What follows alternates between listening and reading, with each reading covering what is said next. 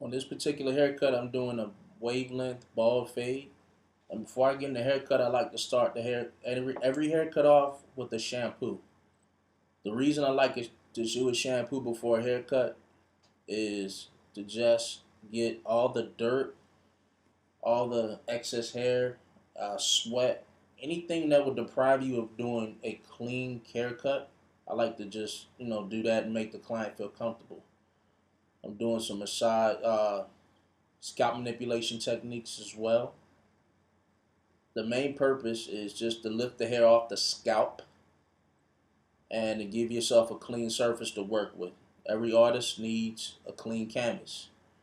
And as barbers and stylists, this is how we give ourselves a clean canvas. Notice how thick the shampoo was. That lets you know that, notice how thick your shampoo is. That lets you know that the hair is thoroughly clean and shampoo, all the excess dirt and grime is out. And I also like to, do the beard as well. Because beard hair is the same as hair on your head. Still needs to be cleaned. In this particular case, my client breaks out real easy. So I'm not gonna shave him. See, he does it himself, but I at least like to exfoliate it and clean it. That way, when he gets home and do it, he doesn't have to, you know, it's easier for him to cut. And another thing that shampooing does, it allows the clippers, your tools and implements to go through the hair quite easily, and the hair lays down correctly. It lays down where it should, so you're not fighting, to get those blends, to get those cuts, to show. Now we get ready for the cut, by draping, neck dressing.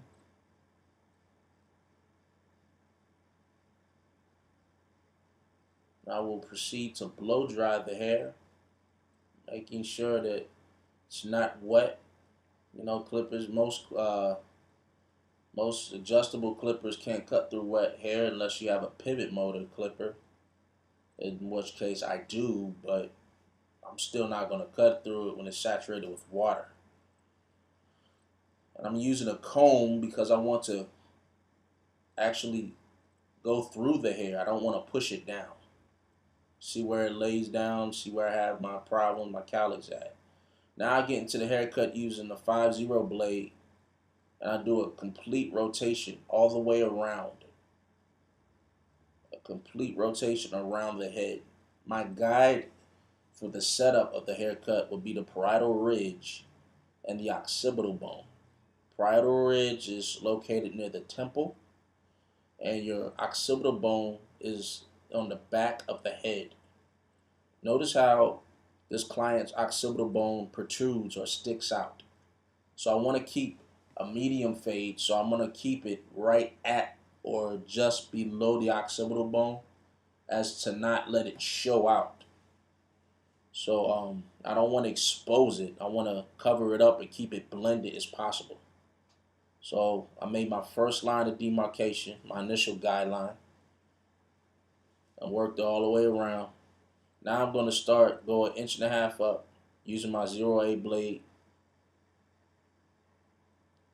And I'm going to clean and cut every which way that the hair, the opposite of hair. If it lays straight down, I'm going to cut it down. But if it goes to the right, I'm going to cut it to the going into it, as to you just making a line and taking it out. Now I'm going to follow that up with a 1A detachable guard, making my third line of demarcation. So I already did 5-aught. I made a second line with the OA, and I made a third line with the 1A. This is called the skip guard technique because I'm skipping a step. In other words, I'm putting layers into my haircut. Therefore, I'm going to use that one to take between the OA and the 1A to blend out. And as I see, I'm using my comb, combing through the hair. There's a difference of pushing the hair as a brush would do and actually taking and going through the hair, removing any excess that I have. Now we stepping up a bit. As you see, I blended out with the one, so it's more of a transition. Now I'm going to use my 1.5 guard to collapse or knock down the hair. Keep your neck duster close by. Move all excess hair.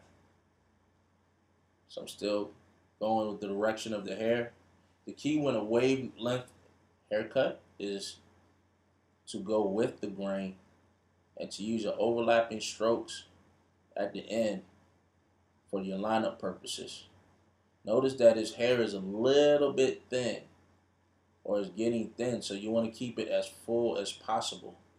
So I'm not going to go too low, but at the same time I want to go too low enough that my the client's wave pattern, wave texture shows, and as to just to lay the hair down and let it show out the cut. Now I'm going to come down with a 1A. Coming down on the hair with a 1A guard. And this is just to really smooth the hair out. I'm not really cutting anything, but I'm smoothing it out.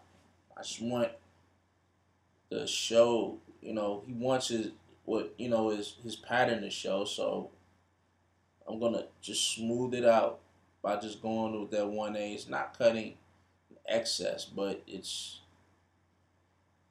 cleaning it up, so to speak.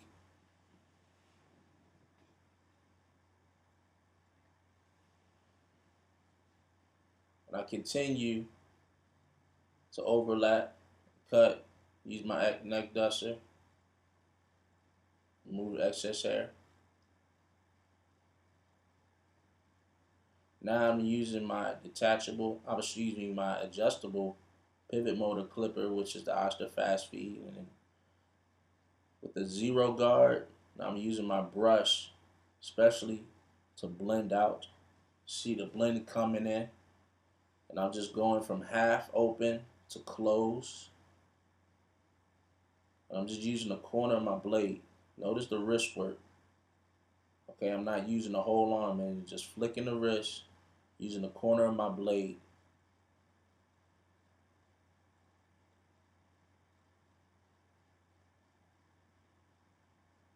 Detailing my haircut. Now I'm just opening it up, which is the equivalent of what I used on the top of the head with the detachable guards. And I'm just laying the hair down on its end and on the top to blend in what I have. See how it's just coming in a little bit more cleaner? Now I took the guard off, and I'm just picking through, detailing, little dark spots I see. Notice how I'm using my thumb to raise up skin, scalp, and just picking up any little, just picking up the dark spots. That's all. Sometimes you just need to raise up the skin to go ahead and clean up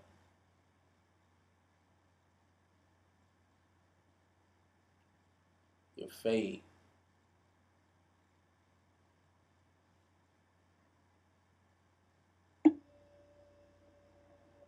So I continue to go around every revolution and clean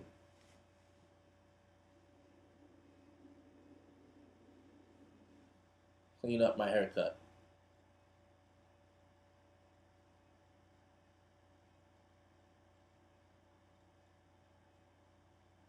See, they got about, see how the occipital bone, see how the blenders came in under the occipital bone? Because I didn't raise the line up on it.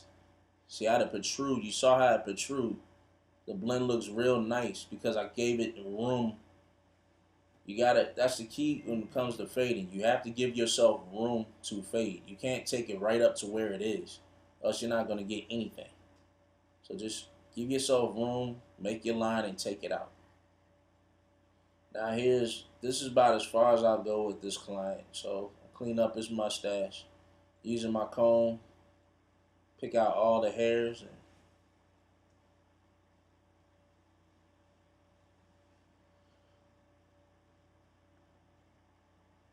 just making sure I line it up as crisp as possible without having him to bump up.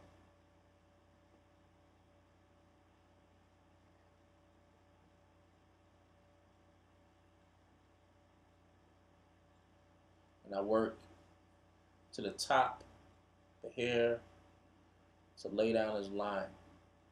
Notice I started in the middle.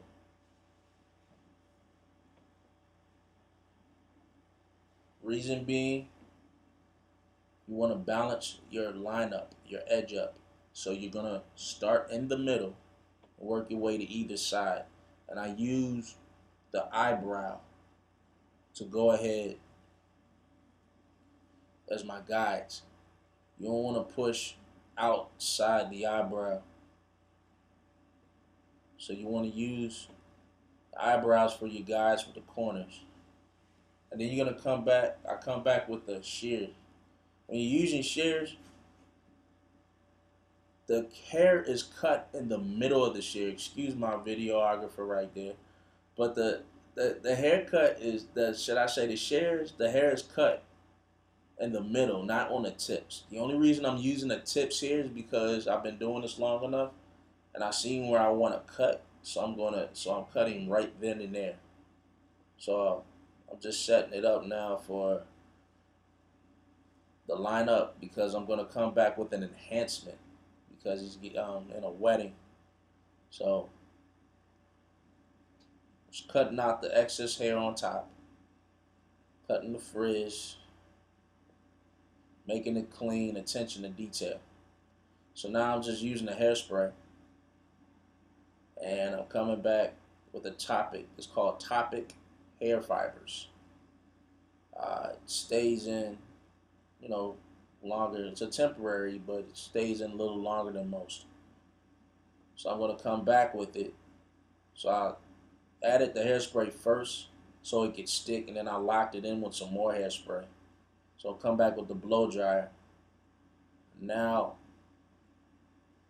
I'm lining it up one more time just to make it crispy, get it looking nice.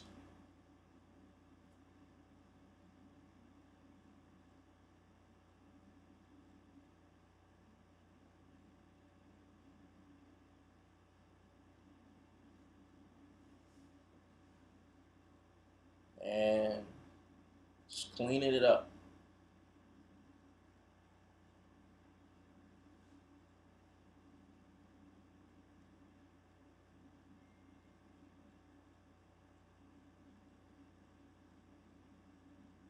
And for your enjoyment, a wavelength ball fade.